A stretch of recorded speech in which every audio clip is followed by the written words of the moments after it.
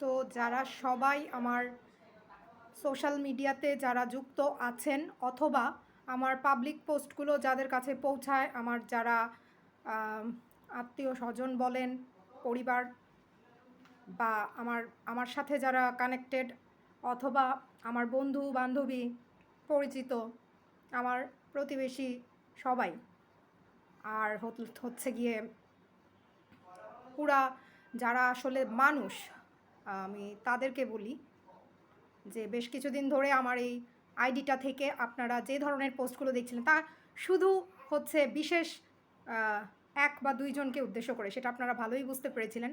যারা বুঝতে পারেন না, হ্যাঁ, তাদের অনেকের কাছে মনে হয় যে আমার পাগলামি মনে হবে, কারণ আপনাদের উদ্দেশ্য করে তো বলিনি, আপনারা তো বুঝতে পারছেন না, তো পাগলামি মনে হতেই পারে। তাছাড়া বাংলাদেশের 90% মানুষের কাছে আমাকে পাগল প্রমাণ করার চেষ্টা করা হচ্ছে শুধুমাত্র আমাকে আমার অধিকার থেকে বঞ্চিত করার জন্য, অর্থাৎ আমার পিতৃ সম্পত্তি থেকে বঞ্চিত করার জন্য। আর কারা বঞ্চিত করতে চাইছে বলুন তো?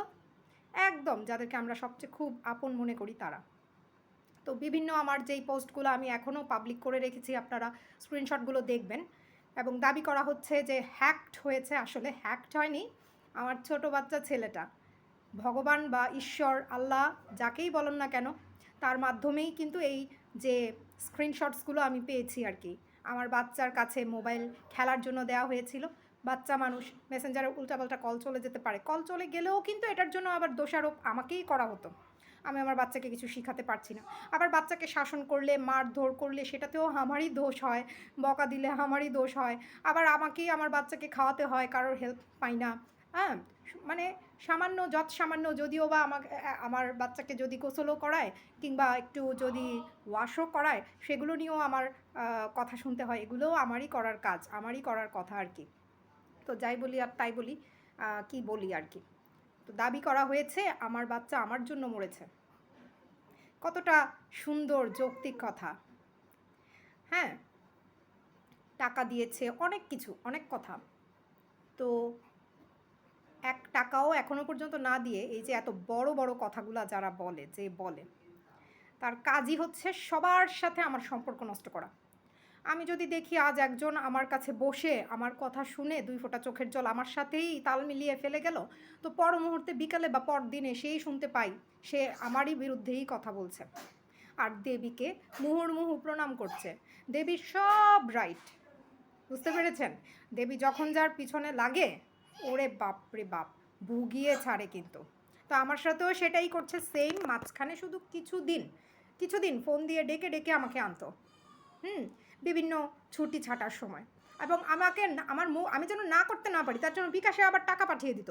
আমি কিন্তু চাইতাম না, আমি নাকি লোভী, অনেক কিছু বলা হয়, অথচ আমি তার কিছুই চাই নাই। আমাকে বিভিন্ন মানুষদের বখাটে ছেলে, বাচ্চা, সন্তান যার তার সাথে তুলনা করা হয়, অথচ আমাদের পুরো উদয় গ্রিন বিল্ডিংয়ে জানে আমি নাকি পাগল, সেটা আবার মেসেজও লেখা হয়েছে। কিন্তু যখন মানুষগুলো আমার বাসায় আসে আমি নাকি কত ব্রিলিয়ান্ট, এই সেই, মানে এই দুমুখ সাপগুলোকে আবার আমার কাছে পাঠানো হয় আমাকে উস্কানোর জন্য। আমার বাচ্চা একটা ছোট, তো তার জন্য যারা যারা টাকা পাঠিয়েছেন, টাকা দিয়েছেন, আমারই রিলেটিভসদের মধ্যে আমি ধন্য, কৃতজ্ঞ। কিন্তু ঘটনা কি, মেসেজে বলা হয়েছে যে সে নাকি টাকা দিয়েছে। তাহলে আপনারা কি করেছেন বলেন তো? আপনাদের নামগুলো কেন মানে আসে না? পরে জানতে পারলাম যে তার আদেশেই আপনারা টাকা দিয়েছেন, নইলে আমার বাচ্চাটা মরে গেলেও আপনারা মনে হয় টাকা দিতেন না। আমি এটাই বুঝতে পেরেছি। এবং আমি জানি এটাও একটা ট্রিক্স আমার আত্মীয় স্বজনদের সাথে আমার মধ্যে একটা ক্ল্যাশ তৈরি করার। তারপরেও আমি বলব, আপনারা যেভাবেই, যে উদ্দেশ্যে, যে নিয়তে, তার কথায় অথবা তার না কথায়, নিজের ইচ্ছায় বা যেভাবেই টাকা দিয়েছেন, হ্যাঁ, হয়তো টাকা দিয়েছেন, আবার বলছেন টাকা দিতে পারবে না, টাকা নাই, এটা সেটা রোলিংয়ে আছে। আমার হাজব্যান্ডের হাতেও টাকা নাই জেনেও তার থেকে টাকা নেওয়ার জন্য চাপ, অনেক কিছু। টাকা কিন্তু এমনি এমনি আসে নাই। প্রথম খরচ কিন্তু, প্রথম ধাক্কাটা আমার ব্যাঙ্ক অ্যাকাউন্টে আমার সেভিংস থেকে গিয়েছে। এই জিনিসটা পয়েন্ট টু বি নোটেড। এটা সবাই ভুলে যাচ্ছে, এটা কেউ মেনশন করতেছে না। সবার কাছে বলতেছে টাকার ব্যবস্থা করেছে, 1 টাকাও নিজের ব্যাঙ্ক অ্যাকাউন্ট থেকে এখনও যায় নাই। কিন্তু আমার যেই রিলেটিভসরা দিয়েছে, আমার মামাতো ভাই, আমার মাসতুতো ভাই, আমার মাসতুতো বোন, যে কিনা অনেক স্ট্রাগল করে নিজের পায়ে দাঁড়ানো, বিনা দ্বিধায় নিজের কথা একবার না ভেবে, দুইবার না ভেবে আমার বাচ্চার জন্য টাকা দিয়েছে, সেটাতেও বলা হচ্ছে যে তার কথায়, তার পারমিশন পেয়েছে, মানে তার আদেশ পেয়েছে, হুকুম পেয়েছে বলে নাকি টাকা দিয়েছে। মানুষকে আমি চেয়েছিলাম কি জানেন? আমি তো আত্মীয়-স্বজনের কাছ থেকে টাকা নিতে চাই নাই। ইনফ্যাক্ট ওই ডাইনির কাছ থেকেও টাকা নিতে চাই নাই। আমি চাচ্ছিলাম যে মানবিক সাহায্যের আবেদন করব। যারা ইচ্ছুক তারা আমার বাচ্চার জন্য হেল্প করবে। কিন্তু যারা হেল্প করেছে, ওই ডাইনি তাদের এই হেল্প নেওয়ার কারণে আমাকে, আমার পরিবারের অন্য মানুষদেরকে যেভাবে হেনস্থা করেছে, আমাকে একসময় কি বলতে জানেন তো? কাউকে কিছু দিয়ে নাকি বলতে হয় না, বাঁ হাতে দিলে ডান হাতও যেন জানতে না পারে। কিন্তু এমনভাবে আমাকে বলছে, আমার চাকরি পর্যন্ত খেয়েছে। চাকরিতে আমাকে রিজাইন দিতে হয়েছে তার কারণে। যেই উদ্দেশ্যে, যেই কারণে চাকরিতে রিজাইন দেওয়া হলো, পরে সেই কাজটাই করতে ভুলে গেছে। বেমালুম ভুলে গেছে। তারপর বলছে আমার খাওয়ার মুরদ নেই। আচ্ছা, ২টা বাচ্চা, একটা টডলার আর একটা ছোট্ট অসুস্থ বেবি। এই ২টা বাচ্চাকে পালতে ২ জন মানুষ আমরা এখানে। আমরা নাকি তার ফ্ল্যাট ভোগ দখল করে বসে আছি। আমার ভাসুর আছে না, তার বিভিন্ন বন্ধুদের কাছে ফোন দিয়ে এগুলো বলছে যে আমরা নাকি ফ্ল্যাট দখল করার জন্য। আচ্ছা বলেন তো, আমি যখন অসুস্থ হয়ে এখানে এসেছি, তখন সেই বলেছে এখানে থাকার কথা। মানে দুনিয়া যেন সে কেন্দ্রিক, তাকেই কেন্দ্র করে ঘুরে। আচ্ছা, চিকিৎসা শেষ হলে যারা যাওয়ার যাবে, ইনফ্যাক্ট সবাই যাবে। এরকম একটা বিষাক্ত বাড়িতে কে থাকতে চায় যে এই বাড়িটাকে কবিরাজি, তাবিজ, কবজ, ইনফ্যাক্ট ব্ল্যাক ম্যাজিক দিয়ে পুরো পরিবেশটাকে নষ্ট করে রেখেছে? কেউ থাকতে চাইবে না। আমি আমার বাচ্চাগুলোকে নিয়ে এখানে আছি, এখানে আমার বড় বাচ্চাটা আসলেই অসুস্থ হয়ে যেত। আমার ছোটোটারও একই অবস্থা। আমি অসুস্থ হয়ে এখানে আসছি, ১০ দিনের মাথায় ওয়াটার ব্রেক হয়ে গেছে শুধু এই ব্ল্যাক ম্যাজিকের প্রভাবে। তারপর বলছে আমার বাচ্চা নাকি আমার জন্য মারা গেছে, উইদাউট এনি লজিক। কোথায় বাচ্চা মারা গেছে কোনো শোক নাই, শোক, সন্তাপ, পরিতাপ কিচ্ছু নাই। আমার বাচ্চা আমার জন্য মারা গেছে, আমার নাকি খাওয়ার মুরদ নাই। এখানে ভাড়াটিয়া রেখেছে জানেন তো, তাদের আবার খাওয়ার মুরদ নাই। তার ১০,০০০ টাকা দেয় একটা রুম ভাড়া নিয়ে পুরো ফ্ল্যাট ব্যবহার করে, আর হচ্ছে তার সাথে একসাথে খাওয়া দাওয়ার কোনো খরচ তাদের নাই। তা আমি আসাতে এটা তাদের একটা খুব সমস্যা হয়ে গেছে। আমার ২টা রুম লাগতেছে, এই জন্য আমি তো আবার, এবং তারও গায়ে লাগতেছে, সে তো আমাকে চলে যেতে বলছে এই জন্যই। তার ভাড়াটিয়া আমার জন্য পুরো ফ্ল্যাটটা ইউজ করতে পারছে না। ১০,০০০ অনেক টাকা কিন্তু। হ্যাঁ, ওই ভাড়াটিয়া মেয়েকে আমার এবং আমাদের ফ্যামিলির অন্য যারা, হ্যাঁ, তারই একটা ছেলে, ছেলের বউ, তাদের সাথে কী হয়েছে না হয়েছে ভাড়াটিয়া মেয়ে সব জানে। সে আবার আমাকেও এগুলা বলতেছে। তো সে তাদেরকে রান্না-বান্না করে খাওয়ায়। আবার বলেছে সে নাকি আবার আমি আসলে না, আমি আসলে রান্না করলে আমাকে কি বলতে জানেন? হ্যাঁ, আমি যাতে আমার নিজের রান্নাটা নিজে করে খাই। তার নাকি হাতে প্রচুর, মানে সে অসুস্থ হয়ে যায়, তার হাত ব্যথা করে। ভাড়াটিয়া মেয়েকে আবার ৩ বেলা রান্না করে খাওয়ায়। ভাড়া দেওয়ার আগে বলেছিল কি, কাজের লোক রাখবে, কাজের লোক রান্না করে দিবে। তাদের রান্না আলাদা, আমাদের আলাদা হবে। মানে ভাড়া দিয়েছে মানে এই বাসায় কেউ আসতে পারবে না। কেন ভাই বলুন তো? আমার বাবার ফ্ল্যাটের বা বাবার অফিসের লোনের টাকায় কেনা ফ্ল্যাট। সেখান থেকে আমি যদি, আমি মানলাম আমি খারাপ, আমি উচ্ছন্নে গেছি, আমি বখাটে, অনেক কিছু। আবার মানুষকে পাঠিয়ে আমাকে বলে আমি ব্রিলিয়ান্ট। আমি মানি না ভাই। এই ব্রিলিয়ান্সের জন্যই আজকে আমার এই অবস্থা। আর আমাকে এরকম খুবলে খিপচে শেষ করে দিচ্ছে। আমি নাকি পাগল। পাগলকে আবার মেডিকেলে দিয়েছে পড়ার জন্য। মেডিকেল ছাড়াতে কুত্তার মতো লেগে আছে আমার পিছনে। তার টাকা ১৪ লাখ টাকা নাকি আমি খেয়ে নষ্ট করে দিয়েছি। লোভী কারা? যাদের টাকা আছে, পয়সা আছে, তারাই লোভী।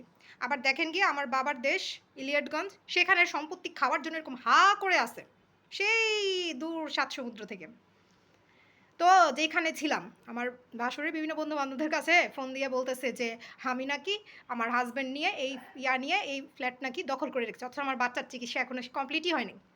আমার বাচ্চার চিকিৎসা এখনো কমপ্লিটই হয়নি। তার কথায় আমি চাকরি ছেড়ে, আর আমার হাসব্যান্ড, আমি একা পারি না বিধায় এখানে থেকে তার ব্যবসাও নষ্ট করে আজকে আমাদের পথের ফকিরের অবস্থা।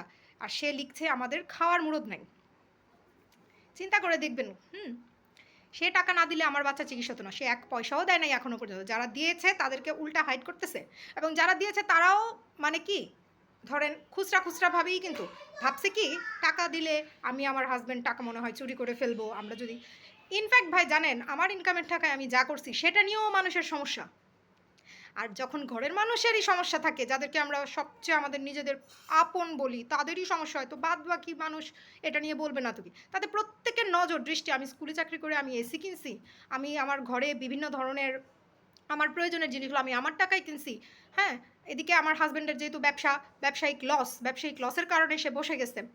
সে ধরেন বাসা ভাড়া আর খাওয়া খরচ এই দুইটাই চালাতে পারতো না ঠিকমতো। তাদের প্রত্যেকের নজর কেন আমি এসি কিনলাম, আমার টাকায় আমি কিনছি সেটারও আমার কৈফিয়ত দিতে হয়।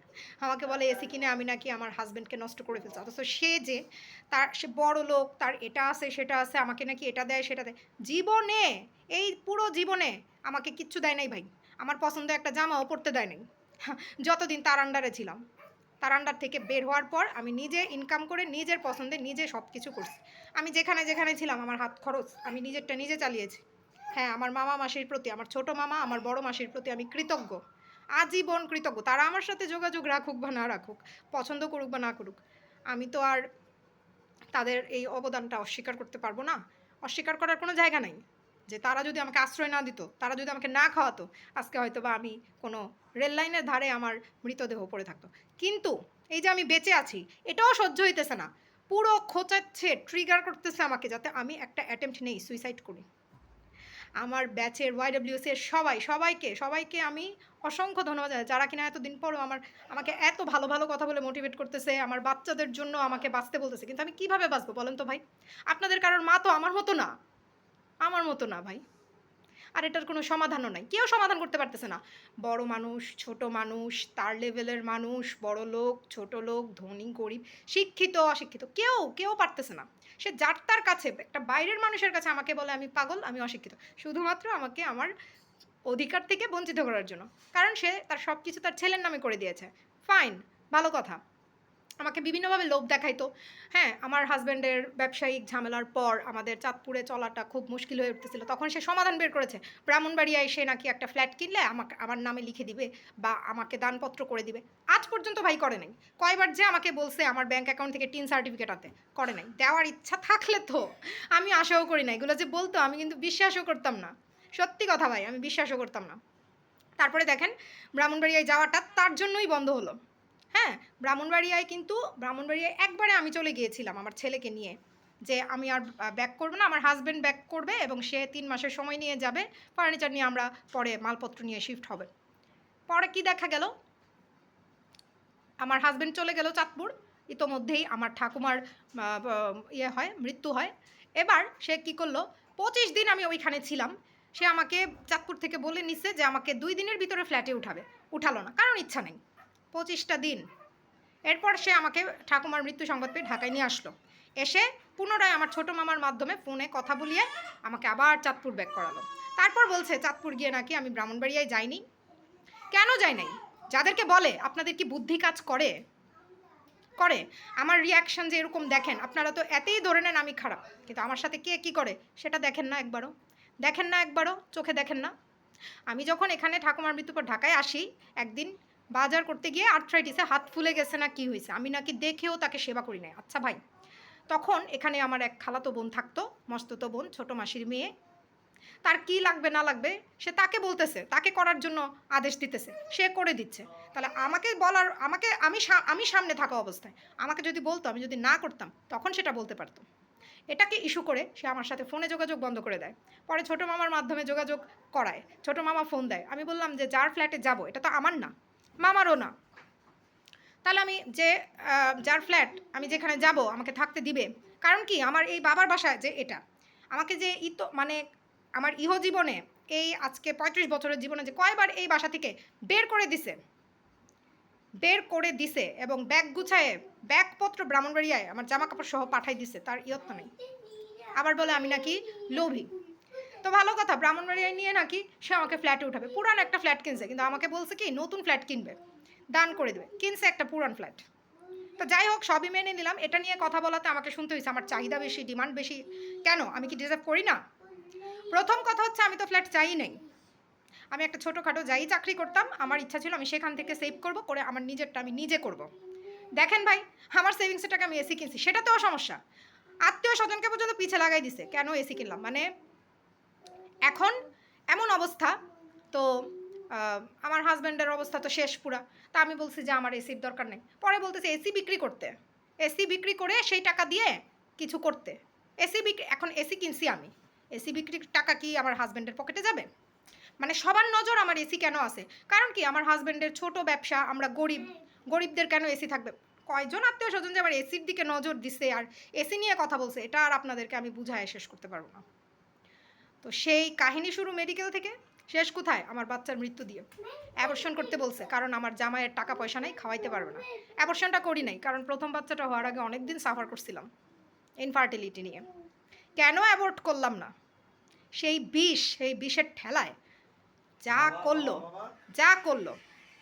আমি আমার প্রথম বেবির সময় পুরাপুরি চাঁদপুরে ছিলাম, কারণ অনেক দিন পরে হচ্ছে আমার কনসিভ হয়েছিল দেখে ডাক্তারের কিন্তু কোনো নিষেধ ছিল না যে জার্নি করা যাবে না, কিন্তু আমরাই নিজেদের প্রিকশন, এবং আমাদের তো ডাক্তারদের চাইতে আত্মীয় স্বজনরা বড় ডাক্তার হয় বা ঘরের মানুষ, আমি আত্মীয় স্বজন বলবো না, সেক্ষেত্রে আত্মীয় স্বজনের কোনো এখানে মন্তব্য ছিল না।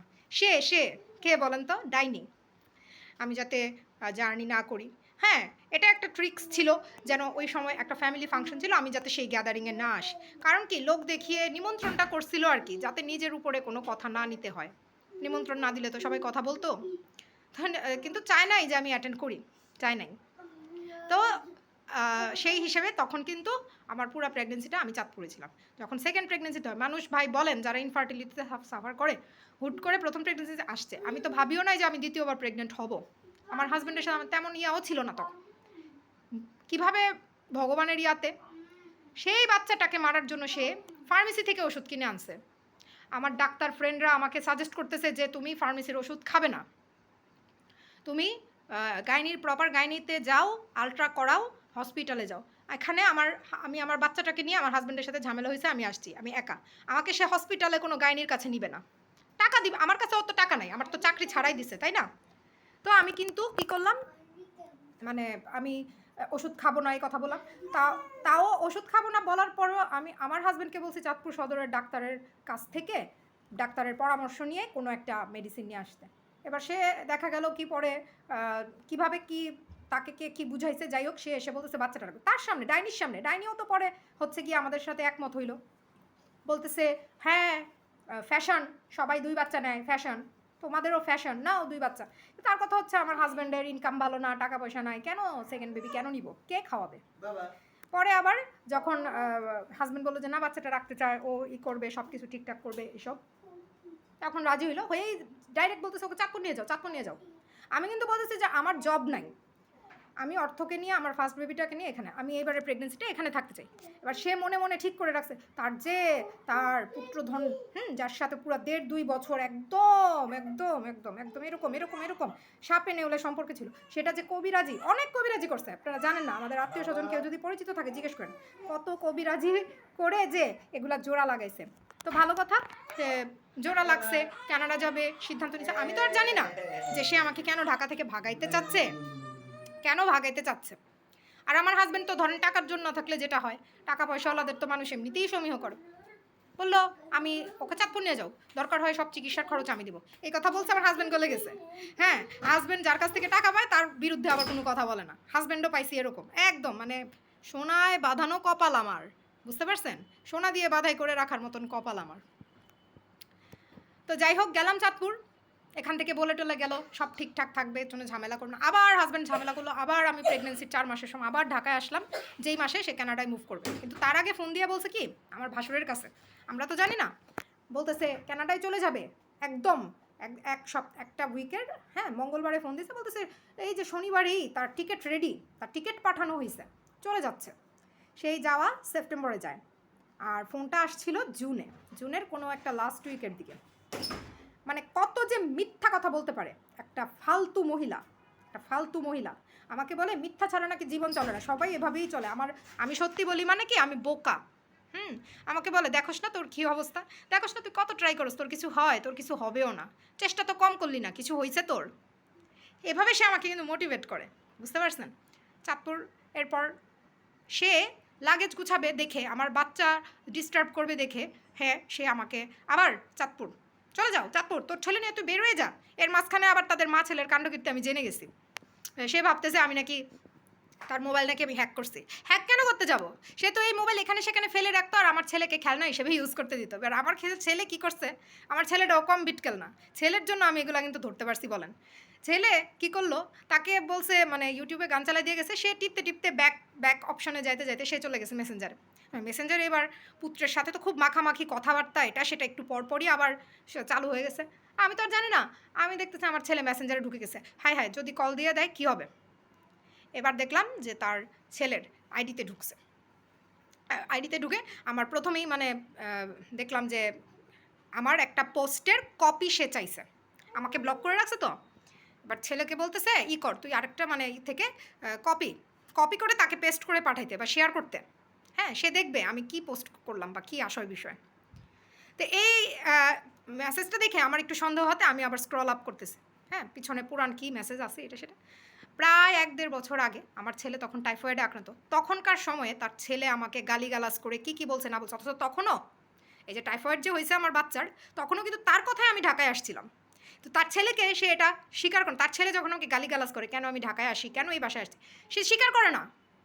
সে স্বীকার করে না যে সে আমাকে ইনভাইট করে আনছে বা সে বলাতে আমি আসছি। সে তার ছেলেকে বোঝায় আমি নাকি এমনিই আসছি। হ্যাঁ, আমার ঝামেলা বা এটা সেটা। হ্যাঁ, আমি নাকি তখন ছেলে বলে ও ঘুয়ের মধ্যে ঝাপাঝাপি, মানে আমি একটা গরিব ছেলেকে বিয়ে করছি যাচাই বাছাই না করে, আমার সাথে আমার স্ট্যাটাসে মিলে না বিয়ে করছি, আমি নাকি ঘয়ের অস্বীকারে ঘুয়ের মধ্যে ঝাপাঝাপি করি। আমাকে কেন ফেলতে পারছে না? কেন ভাই, না ফেললে তো আবার ওর প্রপার্টিতে ঝামেলা হয়ে যাবে না? আর যেই মা, ও কত বোকা চিন্তা করেন তো। হুম, বিদেশ থেকে নাকি লেখাপড়া করছে, তোর মা জীবনে আমাকে কিছু দিবে? একটা যে সো কল পুরান ফ্ল্যাট কিনে দিবে বলছে, দিছে দিছে টিন সার্টিফিকেট এটা সেটা বহুত কথা, কিছুই করে না। আমি তো জানতাম করবে না বিধায় আমি এগুলো নিয়ে এত বেশি মাথাও ঘামাইনি। তো তারপরে দেখেন সব ফাঁস হইলো এসেই। এখন আমি তো, তারা আমার সাথে আরও অনেক বহুত কিছু করছে, সেই 2022 সাল থেকে চলতেছে, এর আগেও বহুত কিছু করছে ভাই। আমি কাউকে কিছু বলতাম না, বরং আমি একদম আইসোলেট হয়ে গেছিলাম, কারোর সাথে যোগাযোগ করতাম না।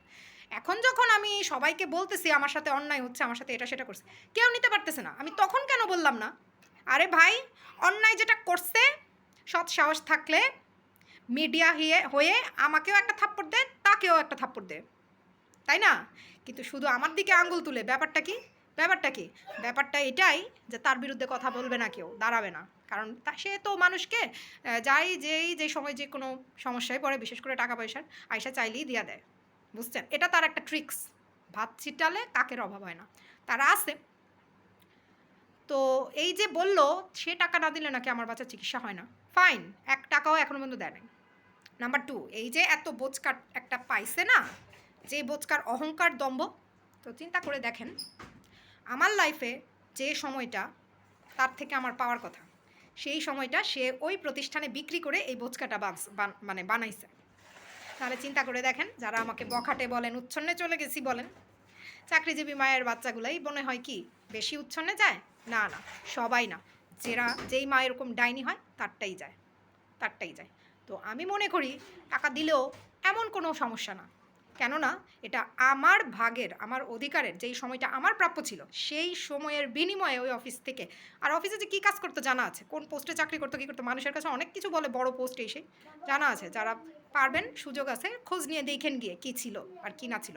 তবে কি একটা বিষয়, বাংলাদেশ বিমানে আপনি যে পদেই কাজ করেন না কেন, সামান্য সুইপার হইলো, আপনার টাকার অভাব হবে না, অনেক টাকা হবে, অনেক টাকা হয়ে যাবে।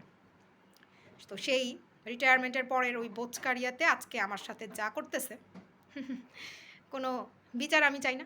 আমি শুধু সবাইকে এটাই বলতে চাই যে আসলে কেউ আপন না, আর কোনো সম্পর্কের ধরে নিজের 100% এফোর্ট কখনোই কাউকে দিবেন না।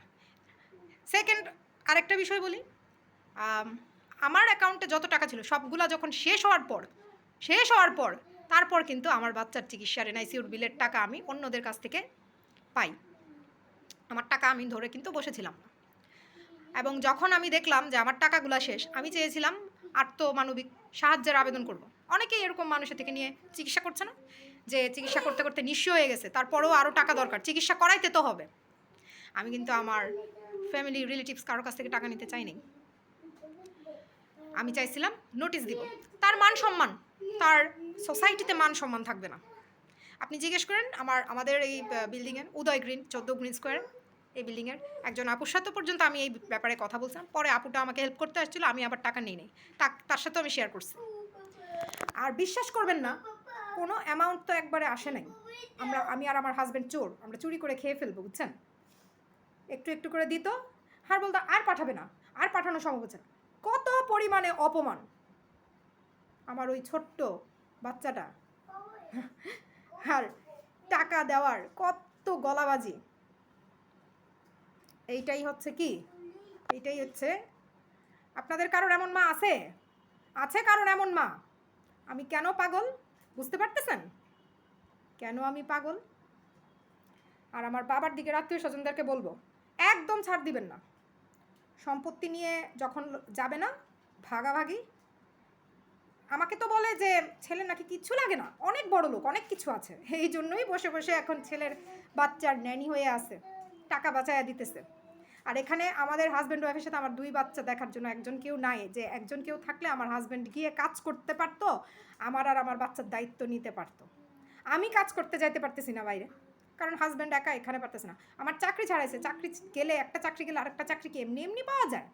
পাওয়া যায়? আমি নাকি বড় বড় লেকচার ছাড়ি, তো বড় লেকচার ছাড়তেও কি লাগে? বুদ্ধি লাগে। তো ওই যে সেদিন একটা অ্যাটেম্পট নিলাম না সুইসাইড করব, করবো তো আমি অবশ্যই, করবো তো আমি অবশ্যই। সুইসাইড না করা পর্যন্ত তার দোষগুলো তো কেউ বুঝবে না, দেখবে না, বলবেও না, কারণ অনেক টাকার মালিক তো। সারা জীবন যেভাবে ধুকায়া ধুকায়া অভাব দিয়া দিয়া আমাকে রাখছে, সেইটার উসুল তুলছিল মনে হয় মেডিকেলের বিল দিয়ে, এর জন্যই এত জ্বালা, এত বিষ। 10-12 বছরেও এই বিষ নামতেছে না, বুঝতে পারছেন? এত বিষের জ্বালা নামতেছে না। তো যাই হোক, সবাই সচেতন হবেন, কোনো সম্পর্কই সম্পর্ক না। আর চিন্তা ভাবনা করে কাজ করবেন, বিশেষ করে পড়ালেখা এবং ক্যারিয়ারের ক্ষেত্রে। আর একটা বিষয় হচ্ছে বিয়ে, অন্ধবিশ্বাস করে কারোর সাথে বিয়ে করবেন। দেখেন, আমি কিন্তু প্রতারিত, সবাই বুঝতেছে, কিন্তু এখন ডিভোর্স নিতে দিবে না, কারণ আমার বাচ্চাদের জন্য। আমিও তো কারো না কারোর বাচ্চা, আমার দিকটা কে দেখতেছে? আমার 2টা বাচ্চা হওয়ার পর আমি তার কাছ থেকে সাপোর্ট পাই নাই। আর বাচ্চা হেল্প আমি তো আশাই করি না, এক্সপেক্টই করি না। আমার বাচ্চার স্ক্যাবিজ হয়েছে ভাই, স্ক্যাবিজ হইলে মানুষ হচ্ছে গিয়ে কি নরম কাপড় দিয়েও মনে হয় স্কিন ডলা দেয় না, সে ধারালো গা মাজুনি দিয়ে ডলে ডলে তার ইনফেকশন বানাই ফেলছে।